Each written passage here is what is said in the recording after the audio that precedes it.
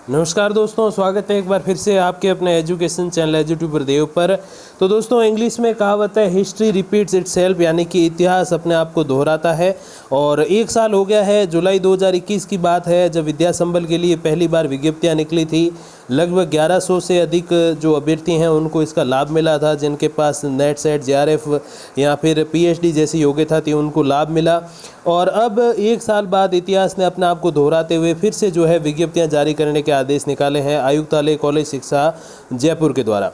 देखिए, प्राचार्य नोडल अधिकारी समस्त राजकीय महाविद्यालय, प्राचार्य यानी कि प्रिंसिपल, और नोडल अधिकारी मतलब जो है कि कई सारे छोटे छोटे कॉलेजेस हैं उनके जो है वो प्रिंसिपल नहीं होते, उनके प्राचार्य नहीं होते। किसी बड़े महाविद्यालय जो आस पड़ोस में पड़ता है 20-40 किलोमीटर में, उसके जो हेड होते हैं वो वहाँ के नोडल अधिकारी कहलाते हैं। समस्त राजकीय महाविद्यालय। विषय क्या है? विद्या संबल योजना के अंतर्गत अध्यापन कार्य हेतु गेस्ट फैकल्टी आमंत्रित करने हेतु। संदर्भ है वित्त विभाग के परिपत्र के अनुसार। अभी वित्त विभाग का जो परिपत्र है इसके अकॉर्डिंग ये आपकी पेमेंट बनती है। और ये जो परिपत्र है वो 30/3/2021 का है। और जब आप फॉर्म भरते हो विद्या संबल योजना या गेस्ट फैकल्टी का, तब आपको ये वहाँ पे मेंशन भी करना पड़ता है कि वित्त विभाग का कौन सा परिपत्र है जिसके अकॉर्डिंग जो है आपकी पेमेंट बनेगी या जिसके अकॉर्डिंग आप लगना चाहते हो। तो क्योंकि ये डायरेक्ट परमानेंट गवर्नमेंट सर्विस नहीं है जो बस सीधा आपके अकाउंट में पैसा है, तो वित्त विभाग ने अलग से एक बजट जारी किया है और उसके अकॉर्डिंग जो है आपकी पेमेंट वगैरह बनती है। वित्त विभाग के संदर्भित परिपत्र के क्रम में लेख है कि विद्या संबल योजना शैक्षणिक संस्थानों में अध्यापन कार्य हेतु विषय विशेषज्ञ अनुभवी व्यक्तियों से स्वीकृत पदों में रिक्त पदों पर आवश्यकता अनुसार गेस्ट फैकल्टी के रूप में कार्य लेने की योजना है। इस योजना अंतर्गत प्रतिवर्ष शैक्षिक सत्र आरंभ होने से पूर्व स्वीकृत पदों की सीमा के अंतर्गत रिक्त पदों की सीमा तक कक्षा विशेष या विषय विशेष में एनरोलमेंट की संख्या को ध्यान में रखते हुए आवश्यकता अनुसार आंकलन करते हुए स्वीकृत पदों की सीमा तक आवश्यकता अनुसार विद्या संबल योजना में दी गई प्रक्रिया का पालन करते हुए जो है जो महाविद्यालय 2019, 20, 21 और 22 में नए सर्जित हुए हैं, ऐसे महाविद्यालय जिनमें विषय विशेष के स्वीकृत पदों में से 60% खाली है, उनमें जो है गेस्ट फैकल्टी बुलाई गई। देखिए, यहाँ पे एक बहुत अच्छी बात लिखी है कि पिछले 4 सालों में 2019, 20, 21 और 22 4 सालों में जो नए कॉलेजेस खुले हैं उनमें भी जो नए पद स्वीकृत हुए हैं उनको सोसाइटी का दिन फिलहाल नहीं दे रहे। गेस्ट फैकल्टी के अंतर्गत फिलहाल इसको जो है वो सरकार ही चलाएगी। ये मैं समझता हूँ बहुत अच्छी जानकारी है, बहुत ही अच्छा है उन अभ्यर्थियों के लिए जो अभी गवर्नमेंट सर्विस में नहीं है लेकिन योग्यता वो जो है पूरी रखते हैं। अब देखिए क्या कहा है, और कि 60% खाली पद है, मतलब कहीं पे अगर 10 पद है और 10 में से 6 खाली है तो ही उन पदों को इसके अधीन लाया जाएगा। 10 में से 2 खाली है, 10 में से 4 या इवन 5 भी खाली है तो फिर उनके ऊपर जो है विद्या संबल योजना के अंतर्गत गेस्ट फैकल्टी आमंत्रित नहीं की जाएगी, क्योंकि बहुत कम पद खाली होते हैं तो उनके ऊपर फिर जो है ज़्यादा सरकार माथापच्ची नहीं करती है और उन पर कोई भी गेस्ट फैकल्टी को पढ़ाने के लिए नहीं बुलाती है। और इसके विपरीत अगर 60% या उससे ज़्यादा पद खाली है तो फिर गेस्ट फैकल्टी को बुलाया जाता है पढ़ाने के लिए। और बच्चों के एनरोलमेंट की संख्या ये है कि कोई ऐसा विषय है जिसमें बहुत ज़्यादा अभ्यर्थी है, जैसे मैं उदाहरण स्वरूप आपको बताऊँ, जैसे हिंदी और इंग्लिश जो है वो ऑप्शनल में अगर होते हैं, जैसे हिंदी साहित्य और अपना जो इंग्लिश होता है ऑप्शनल में, तो उसमें देखिए क्या होता है, एक सिस्टम काम आता है कि इंग्लिश में मोस्टली कम ही विद्यार्थी होते हैं लेकिन हिंदी में बहुत ज़्यादा होते हैं। इंग्लिश लिटरेचर में बहुत मतलब 10 से 15 या 20 होते हैं मैक्सिमम, लेकिन हिंदी साहित्य की बात करें तो लगभग 150 या 200 के तकरीबन कई बार हो जाते हैं। तो वहाँ पर ये सिस्टम काम में लिया जाता है कि बच्चों की संख्या को देखते हुए 2 टीचर भी वहाँ पर बुलाए जा सकते हैं। और उसमें एक फैक्ट एक और काम लेते हैं, जैसे 2 टीचर बुला लिए, एक पहली वरीयता वाला एक दूसरी वरीयता वाला, और वहाँ पर कोई स्थायी शिक्षक आ गया तो पहले किसको निकालेंगे, जो नीचे वाली वरीयता वाला या दूसरी तीसरी जो भी मतलब कम वरीयता वाला जो है मेरिट में जो नीचे है उसको पहले निकाल दिया जाएगा, उसकी जगह वो परमानेंट शिक्षक रहेंगे। तो ये भी एक प्रोसेस इसमें फॉलो की जाती है। अब देखिए पहला बिंदु क्या है, विभिन्न महाविद्यालयों में अध्यापन व्यवस्था को सुचारू बनाने के लिए राज्य सरकार द्वारा विद्या संबल योजना जो है वो शुरू की गई, जैसे अभी हमने जाना।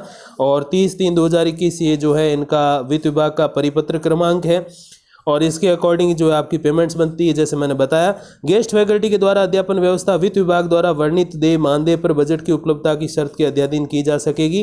तो जैसा बजट उपलब्ध है उसके अकॉर्डिंग ये चीज़ें चलेंगी। अब देखिए 60% रिक्त वाली बात हमने समझी। पिछले 4 सालों में जो नए महाविद्यालय हैं उसमें जो नोडल महाविद्यालय यानी कि आस पड़ोस का जो बड़ा अपने कॉलेज है उसके अधीन जो छोटे छोटे कॉलेजेस हैं, तो वो बड़ा जो कॉलेज है वो सारी व्यवस्था उन छोटे कॉलेजेस के लिए करेगा। अब देखिए, वर्तमान में प्रभावी महाविद्यालय शिक्षा नियम 1986 में सहायक आचार्य के पद हेतु वर्णित शैक्षणिक योग्यताएं पूर्ण करने वाले ऐसे अभ्यर्थी जो आवेदन करते समय 21 वर्ष की आयु पूर्ण करते हों तो वो जो है गेस्ट फैकल्टी के तौर पर बुलाए जा सकते हैं। कौन है वो अभ्यर्थी? ये जो अपने महाविद्यालय शिक्षा नियम 1986, इसके अंतर्गत वही सारे नियम आते हैं जिसपे अपनी असिस्टेंट प्रोफेसर भर्ती 2020 वाली हुई थी। बस फर्क इतना, उसमें एग्जाम होता है, इंटरव्यू होता है। इधर इंटरव्यू और एग्जाम नहीं होते। कुछ ही कॉलेजेस जो है वो इंटरव्यू लेते हैं, लेकिन मोस्टली ऐसे इंटरव्यू की कोई व्यवस्था नहीं रहती है। अब देखिए, स्थानांतरण या फिर नवीन नियुक्ति द्वारा कोई शिक्षक ट्रांसफर होकर आए उस कॉलेज में जो खाली पद है उस पे, या फिर कोई नवीन नियुक्ति हो, जैसे अभी जो नियुक्तियां होंगी राजनीति विज्ञान की, उससे पहले कई सारे अभ्यर्थी कह भी रहे थे कि सर लोक प्रशासन वगैरह की नियुक्तियां हो चुकी है। तो कोई भी नया ज्वाइन करे परमानेंट शिक्षक, या फिर जो है कोई ट्रांसफर से कोई परमानेंट स्थायी शिक्षक वहाँ पे आ जाएगा, तो गेस्ट फैकल्टी को अपना पद समाप्त मानना होगा। ये सबसे बड़ा मैं समझता हूँ माइनस पॉइंट है गेस्ट फैकल्टी का। अब देखिए, किसी विषय में एक से अधिक शिक्षक होने पर आमंत्रित शिक्षकों को आमंत्रित करने हेतु बनाई गई वरीयता सूची में सबसे नीचे स्थान वाले शिक्षक को सबसे पहले कार्य मुक्त किया जाएगा। तो यही मैंने अभी आपको बताया कि 2 टीचर है और एक जो है वो दूसरी वरीयता सेलेक्ट है, एक पहले से सेलेक्ट है। तो वहाँ जैसे स्थायी शिक्षक आएगा तो किसको हटाएं, तो दूसरी वरीयता पे होगा, उसको पहले हटाया जाएगा। और 2 स्थायी आ जाते हैं तो फिर पहली वरीयता वाले को भी हटा दिया जाएगा।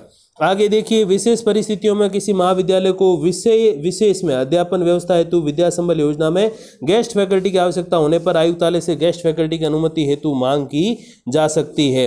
तो बिल्कुल कॉलेज चाहे तो मांग सकता है कि साहब ये जो सब्जेक्ट है इसमें हमारे काफ़ी सारे बच्चे पढ़ते हैं, बच्चियाँ पढ़ती है और हमें इस पर गेस्ट फैकल्टी चाहिए, तो उस पद की डिमांड भी की जा सकती है महाविद्यालय के द्वारा। महाविद्यालय द्वारा मांग प्राप्त होने पर सक्षम स्तर से निर्णय लेकर गेस्ट फैकल्टी व्यवस्था जो है वो लागू की जा सकती है। तो बिल्कुल ये निर्णय भी लिया जा सकता है। गेस्ट फैकल्टी पर आमंत्रित शिक्षक केवल कालांश के आधार पर अध्यापन कार्य करवाएंगे, इन्हें प्रशासनिक कार्य नहीं सौंपा जाना। मतलब प्रशासनिक कार्य जो होते हैं वहाँ जैसे फॉर्म जमा करवाना हो गया, या फिर किसी कार्यक्रम का आयोजन जो है विशेष रूप से जैसे वो करवाते हैं, कोई भी प्रशासनिक कार्य, जैसे कई बार सांस्कृतिक कार्यक्रम होते हैं, कई सारे कॉलेजेस में खेलकूद के जो कार्यक्रम होते हैं, तो उसमें जो हेड बनाया जाता है, अलग अलग शिक्षक को जिम्मेदारी दी जाती है, तो वो जिम्मेदारी वो जो है एक निर्वहन मैं समझता हूँ विद्या संबल वाले कर सकते हैं, बट उनको देते नहीं हैं क्योंकि उन्हें केवल पढ़ाने हेतु रखा गया है। अब देखिए, गत वर्ष विद्या संबल योजना, ये बहुत बड़ा बिंदु है। उससे पहले देखिए 2022-23 हेतु ये व्यवस्था है, तो उससे पहले भी निकाल सकते हैं उनको, अगर कोई परमानेंट वाला आ गया या फिर कोई भी शिक्षक ट्रांसफर के माध्यम से आ गया परमानेंट टीचर, तो ये स्थिति रहेगी। अब देखिए, आपको पता है कुछ समय पहले काफ़ी सारे अभ्यर्थी जो है वो चले गए थे कोर्ट, उन्होंने कोर्ट का आसरा लिया था कि साहब हमने अपने जीवन के 4 या 6 महीने या 8 महीने जो भी समय है वो हमने दिया है विद्या संबल योजना को, और हमें जो है अभी निकाल दिया गया और हमारी जगह किसी और गेस्ट फैकल्टी को जो है वो बुलाना सही नहीं होगा। इस पूरे प्रेस नोट में अगर आप देखेंगे तो सबसे जो महत्वपूर्ण बिंदु है विशेषकर उन अभ्यर्थियों के लिए जो पिछली बार विद्या संबल योजना में पढ़ा रहे थे कॉलेजेस में, तो उनको ये भय था कि हमारी जगह जो है कोई और नहीं लग जाए। और देखो यहाँ पर स्पष्ट रूप से उल्लेखित है कि कोई स्थानांतरण यानी कि ट्रांसफ़र के माध्यम से स्थायी शिक्षक आएगा या नई भर्ती के माध्यम से, जैसे अभी असिस्टेंट प्रोफेसर 2020 है उसके माध्यम से आएगा, तो उनको लगा कि आपको हटाएंगे। तो ये तो भय तो रहना ही है गेस्ट फैकल्टी में, लेकिन एक गेस्ट फैकल्टी को हटाकर उसकी जगह उसके जैसा ही एक और गेस्ट फैकल्टी लगाना ये सही नहीं है। तो इसीलिए उन्होंने जो है वो माननीय उच्च न्यायालय में जो है याचिका दायर की थी, रिट लगा दी थी, और उसी रिट के संबंध में ये आदेश जारी किया गया। इसको आप थोड़ा अच्छे से समझिएगा, विशेषकर वो अभ्यर्थी इसको बहुत अच्छे से समझना जो अभी लगे हुए हैं, फिलहाल लगे हुए हैं मीन्स थे 2 महीने पहले तक, मार्च अप्रैल तक। अब देखिए, in the meanwhile respondents shall not engage any one else in place of the petitioner in Vidya Sambal Yojana. मतलब ये है कि जो है रिस्पोंडेंट्स, मतलब जो पहले जो विरोधी पक्ष है, विरोधी पक्ष कौन है, एक तो होता वादी, एक होता प्रतिवादी। वादी मीन्स ये अभ्यर्थी और प्रतिवादी मीन्स सामने आयुक्तालय या फिर कॉलेज प्रिंसिपल वगैरह। तो देखिए, in the mean while respondents मतलब ये है कि इस बीच प्रतिवादी, वादी जैसे मैंने कहा अभ्यर्थी जिन्होंने रिट लगाई, याचिका लगाई, और प्रतिवादी मीन्स सामने आयुक्तालय, कॉलेज या फिर principal, shall not engage any one else in place of, तो वो किसी और को नियुक्त करेंगे, नियुक्त नहीं करेंगे। शैल not engage anyone else in place of the petitioners, मतलब याचिकाकर्ता के स्थान पर ये जो प्रतिवादी है वो किसी और को नियुक्त नहीं करेंगे विद्या संबल योजना में। इसका स्पष्ट मतलब यही है कि उनकी जगह किसी और को नियुक्त नहीं किया जा सकता। अब इसमें छोटा सा प्रश्न ये जरूर है, क्योंकि इस पंक्ति में माननीय उच्च न्यायालय ने ये नहीं बोला है कि वो परमानेंट वालों को भी नियुक्त नहीं करेंगे, जो स्थानांतरण से आते हैं या जो नई भर्ती से आते हैं उनको नियुक्त नहीं करेंगे। तो ये हल्का सा प्रश्न है। हालांकि इस प्रश्न में क्लियरेंस जो है कुछ एक बिंदु पहले जो है दे दिया गया है कि कोई भी स्थायी शिक्षक आएगा, चाहे वो नई भर्ती से चाहे स्थानांतरण से, तो वो आपकी जगह ले लेगा। तो इतना थोड़ा सा स्पष्ट इसमें ये जरूर हो गया है कि स्थायी शिक्षक के आगे तो नहीं चलेगी, लेकिन अस्थायी शिक्षक की जगह अस्थायी को नहीं चुना जा सकेगा। यहाँ पर ये उच्च न्यायालय ने स्पष्ट कर दिया है। और जो मेरे साथी गए हैं अपने कोर्ट में याचिका जिन्होंने लगाई है, तो उनका स्थान एटलीस्ट गेस्ट फैकल्टी से तो सुरक्षित है, उनकी जगह किसी भी और अतिथि शिक्षक को तो नहीं लगाया जा सकता, बाकी जिस मर्जी को जो है वो सरकार लगा दे। तो यहाँ पर ये स्पष्ट है कि उनके लिए वो पद आरक्षित है। अब जो ऐसे अभ्यर्थी जो पिछली बार सेलेक्ट नहीं हो पाए या जिनको विज्ञप्तियाँ टाइम पे नहीं मिली या अपने चैनल से नहीं जुड़ पाए, क्योंकि ईश्वर के आशीर्वाद से सबसे ज़्यादा विज्ञप्तियाँ जो है वो अपने चैनल के द्वारा ही कवर की गई थी और आपने साथ भी काफ़ी दिया, आपने उन वीडियोज़ को बहुत अच्छे अच्छे व्यूज़ दिए। हालांकि मैं व्यूज़ से कभी भी आपका प्यार नहीं नापता हूं, आपके कमेंट से, आपकी जो भावनाएं हैं मेरे प्रति, जो सम्मान है, जो प्रेम स्नेह के जो भाव है, मैं समझता हूं वो सबसे बड़ी बात है। लेकिन उस बेसिस पे भी अगर देखें तो बहुत अच्छी बात रही और बहुत सारे जो अभ्यर्थी हैं उन तक वो वीडियो पहुंचा और इससे ये स्पष्ट है कि अपने पास जो है वो कवरेज ईश्वर के आशीर्वाद से थोड़ी ज़्यादा थी। अब देखिए उसमें भी जो अभ्यर्थी रह गए या जिनको पता नहीं चला, लेट पता चला, तो उनके लिए अच्छी बात यह है कि काफ़ी सारे पद अभी भी रिक्त हैं, जिस पे जो है कॉलेज लेक्चरर की, अपने स्थायी शिक्षकों की इस समय तो नियुक्ति नहीं हुई है, शायद भविष्य में हो जाए, तो उन रिक्त पदों के लिए विज्ञप्तियां जारी की जा सकती। तो मतलब ये प्रेस नोट एक है, लेकिन खुशी दोनों अभ्यर्थियों में है। उन अभ्यर्थियों के लिए भी है जो अपने पहले लगे हुए थे और उनका पद बिल्कुल सुरक्षित है।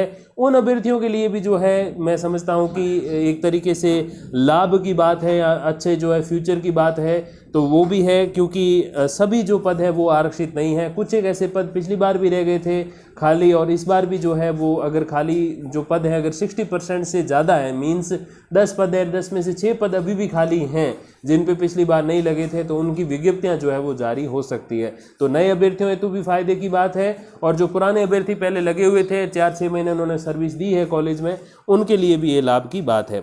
और बाकी पीएचडी हेतु जो पीएचडी धारक अभ्यर्थी हैं, जैसे 11/7/2009 से पहले जिन्होंने करी है, तो उनको नेट सेट स्लेट की जो पात्रता उसमें छूट होगी। और ये तो खैर वही रूल हैं जो असिस्टेंट प्रोफेसर 2020 के प्रेस नोट या नोटिफिकेशन में दिए हुए थे, तो वो सेम है बिल्कुल, इसमें कुछ ज़्यादा देखने की बात नहीं है।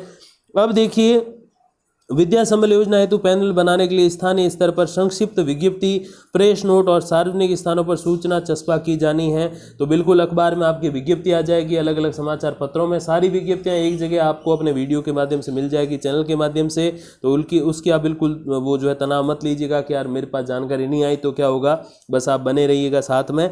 अब देखिए यदि पैनल बनाने हेतु पर्याप्त आवेदन प्राप्त नहीं होते हैं तो पुनः विज्ञापन देने से पहले नोडल अथवा जिला स्तरीय महाविद्यालयों में प्राप्त आवेदन मंगवाकर विद्या संबल का पैनल तैयार किया जा सकता है।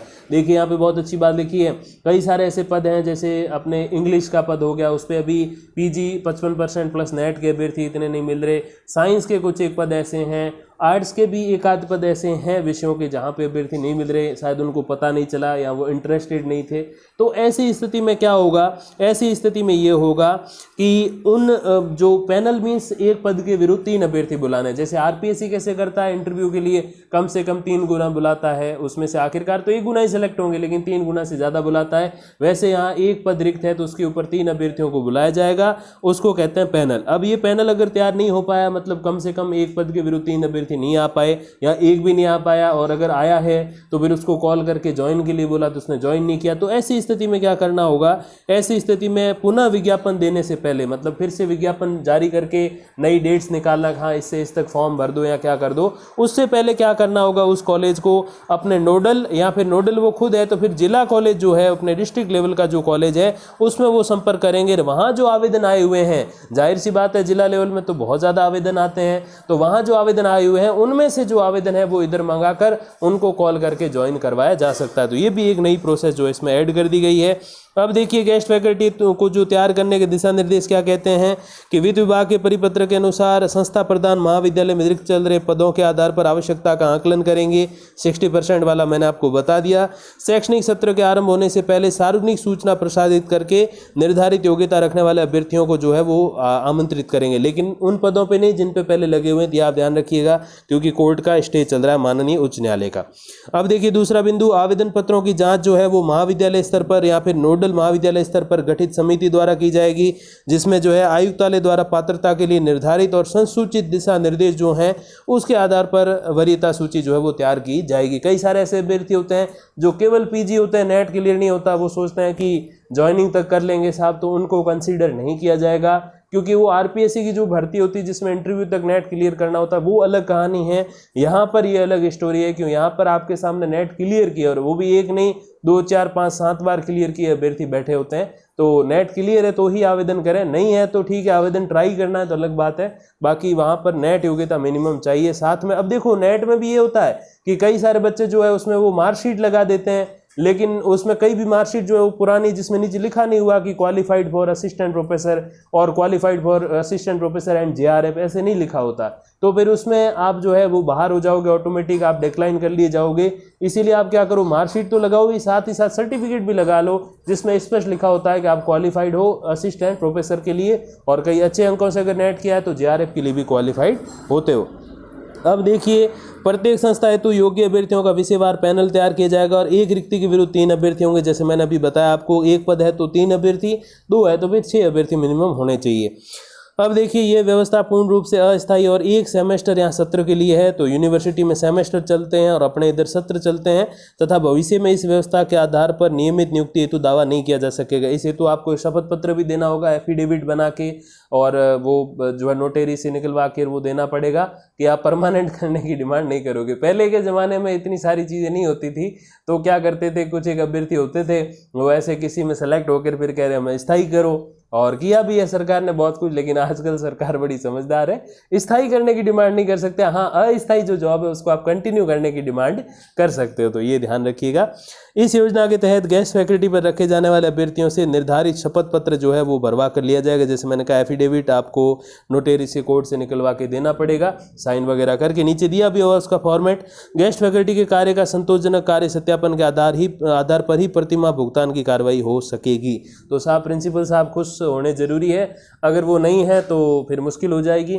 ऐसा ही एक फौज में कथन कहा जाता है सीनियर्स के बारे में कि अपने जो वरिष्ठ हैं उनको अगर आप खुश रखते हो तो फिर आपको कोई दिक्कत नहीं होती। मारवाड़ी में कहावत है कि अफसर रो कुम तोड़ो मती और फड़ी फोड़ो मती और लंगर छोड़ो मती। तो ऐसे एक पंक्ति कहते हैं आर्मी, मेरे पिताजी आर्मी से रिटायर है, काफ़ी बार कहते हैं, मारवाड़ी में है।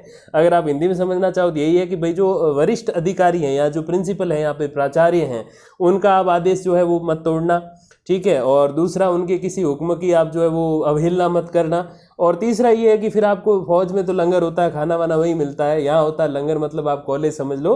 तो अगर आप प्रिंसिपल के हुक्म के अनुसार, आदेश के अनुसार चलते हो तो आपको 1 साल तक कहीं जाने की जरूरत नहीं। ठीक है, परमानेंट वाले आ जाए तो आपको जाना होगा, बाकी कोई दिक्कत नहीं है। तो ये चीज़ें आप इसमें ध्यान रखिएगा।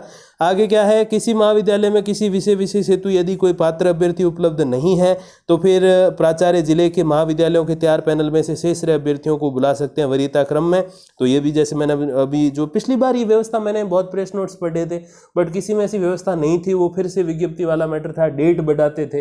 लेकिन इस बार ये ऐड कर दिया कि जो भी आपका जिले का जो है या नोडल है या फिर जिले का जो मेन जो सबसे बड़ा कॉलेज है उसमें जो आवेदन आए हुए हैं उनको आप इधर बुला सकते हो क्रम के अनुसार। और पैनल का अनुमोदन पूर्व की भांति जो है वो एचआरडी जो हायर एजुकेशन है वो ईमेल से करेंगे, ठीक है। अब देखिए विभाग द्वारा विद्या संबल हेतु गत वर्ष प्रदान शेष निर्देश पूर्ववत रहेंगे। तो बाकी जो भी दिशा निर्देश है वो सारे सेम रहेंगे। और अब सबसे महत्वपूर्ण जो है ये है आपका जो परिपत्र जो वित्त विभाग द्वारा जारी किया जाता है, और यही आपको उसमें लिखा होता है वित्त विभाग के कौन सी दिनांक के अनुसार है, तो वो 30 मार्च 2021 के अनुसार है। तो इसमें ये जो है गेस्ट फैकल्टी की बात है महाविद्यालयों, आवासीय विद्यालयों, छात्रावासों में, तो उनके लिए ये है। और इंग्लिश मीडियम जो है उनके लिए ये परिपत्र जो है वो अलग रहेगा। अब देखिए यहाँ जो सारे बिंदु हैं वो आप अच्छे से पढ़ लीजिएगा, और छोटी सी चीज़ें, समय ज़रूर लगेगा, लेकिन अगर जॉब के प्रति आपकी रुचि है तो डेफिनेटली आप पढ़ोगे। अब देखिए वेतन क्या मिलेगा, तो ये बात करें हम कॉलेजेस की, तो कॉलेजेस में आप सहायक आचार्य लगोगे, जाहिर सी बात है बेरोजगार हो तो फिर असिस्टेंट प्रोफेसर ही लगोगे। सह आचार्य यानी कि एसोसिएट प्रोफेसर, या फिर आचार्य यानी कि प्रोफेसर बनने के लिए पहले असिस्टेंट बनना पड़ता है और 8 साल सर्विस करनी पड़ती है, फिर जाके एसोसिएट बनते हैं। मिनिमम PhD एमफिल भी चाहिए। तो 800 रुपये 1 घंटे के मिलेंगे, मैक्सिमम आपके 45,000 रुपये हो सकते हैं। तो ये है, एक डिमांड भी थी बीच में विद्या संबल के जो भाई बहन हैं उनके द्वारा, कि हमारा जो पेमेंट है वो मिनिमम वाला जो पेमेंट होता है, मतलब असिस्टेंट प्रोफेसर का जो मिनिमम पे है, वो बेसिक पे जो है वो हमें दो, भत्ते चाहे मत दो, स्थायी वालों को देते हो, लेकिन मिनिमम पे हमारा होना चाहिए। लेकिन यहाँ पर जो है वो वाला कोई नियम तो लागू हुआ नहीं। ये जरूर है कि उनकी जगह किसी और गेस्ट फैकल्टी को नियुक्त नहीं किया जा सकेगा। अब देखिए इसमें जो है सबसे लास्ट में जो दे रखा है आपका ये शपथ पत्र है।